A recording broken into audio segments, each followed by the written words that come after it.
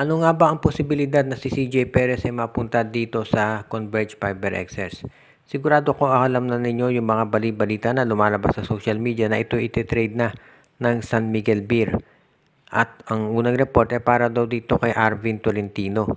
Pero posible rin na baka itong si CJ Perez ay mapunta dito sa Converge Fiber XS dahil alam naman nating lahat na itong San Miguel ay interesado dito sa ilang mga players ng Converge Fiber XS. Kabilang na itong si Shawnee Winston, si Alex Stockton at si Jordan Heading. So ang tanong kung ikaw naman itong Converge Fiber XS ay sino naman dyan ang ite-trade mo? Ibig sabihin kung i-offer ng San Miguel si CJ Perez, ite-trade mo ba si Alex Stockton? Or itong si Shawnee Winston or si Jordan Heading? Iyan ngayon ang pinag-iisipang mabuti ng Converge. Dahil kung si CJ Perez ay nasa trading block na, sigurado na magiging mas marami yung mga may offer ng Converge kumpara sa ibang mga teams. Ang pinag-iisipan ngayon ng Converge kung worth it ba. Alam natin ang kalibre ni CJ Perez. Nakita naman natin yan kung paano maglaro. Kaya ang tanong kung ikaw ang Converge, papayag ka ba na i-trade si Alex Stockton kung yan ang hihilingin kapalit ng San Miguel? Kaya sa ngayon, medyo masinsinan yung magiging negosasyon nitong Converge at nitong San Miguel Beer tungkol sa bagay na yan. Dahil ayaw siyempre pumayag ng Converge na papatalo dahil independent team sila. Ayaw nila magpatalo sa mga ganitong trades. Pero kung si CJ Perez naman ang i-offer, obviously ang San Miguel seryoso dito sa pakikipag-trade sa kanila. At hindi ito yung magiging lopsided na katulad sa Terra Firma at tumpa sa ibang mga teams na ginagawa yan usually ng SMC.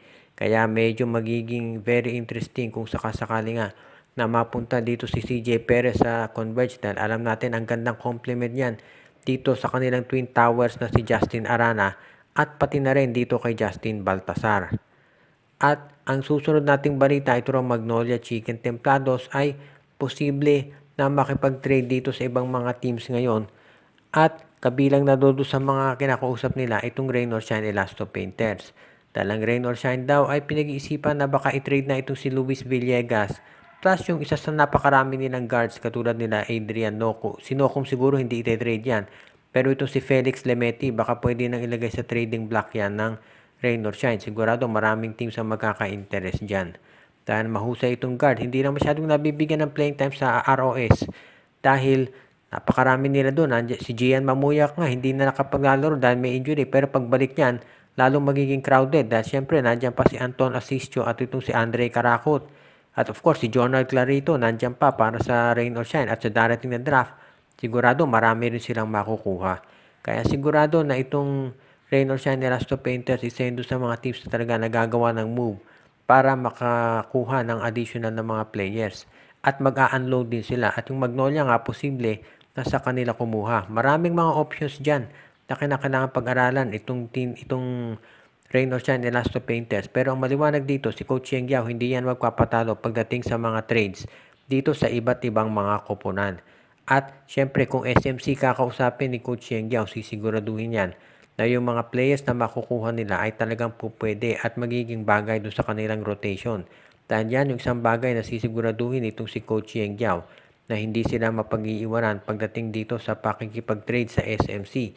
Dahil syempre, magiging mabigat yung usapan dyan, lalo na at alam natin Magnolia. Isa rin yan doon sa mga teams na talagang gusto nang mag-champion dahil sobrang tagal na bago sila huling nagkampiyon dito sa PBA. Kaya nga, sabihin na nating masinsinan yung usapan na mangyayari dito sa Magnolia at sa Rain or Shine.